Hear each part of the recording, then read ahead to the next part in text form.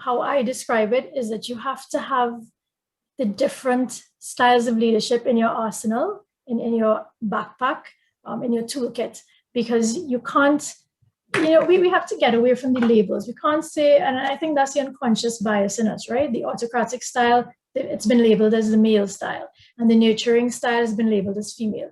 But we're all, and the first Andrea had a wonderful slide that listed about 10 different leadership behaviors.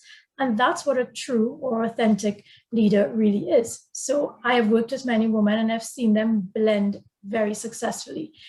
It depends on the situation. It depends on the employee. There may be some employees that only the autocratic way will get through to them.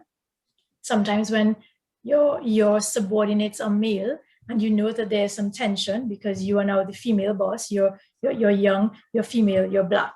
Andrea said it very well. You may have no choice but to be autocratic in your approach to a particular male employee to get the productivity out of them.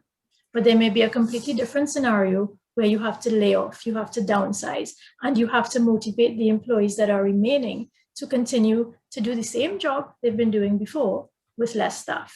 How can you be autocratic in that situation? You will get no buy-in. So the nurturing, the caring side has to come out. And I think that's where, no disrespect, Gregory, but I think that's where women are very flexible because we're chameleons. We have no choice in our lives where we have to act as a boss, as a mother, as a sister, as a friend, every day, day in, day out. So to do that weaving, that blending, you just have to have all of these styles of leadership, pull out the one that is more appropriate for the situation.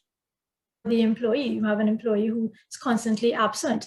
You have to discipline him, you have to be autocratic, but in the next second, you can change. So for me, it's not about, it's moving away from the labels. You have to be, I don't want to sound like I'm parroting, but you have to be authentic and use the style that suits you and that's relevant. It's not about gender for me.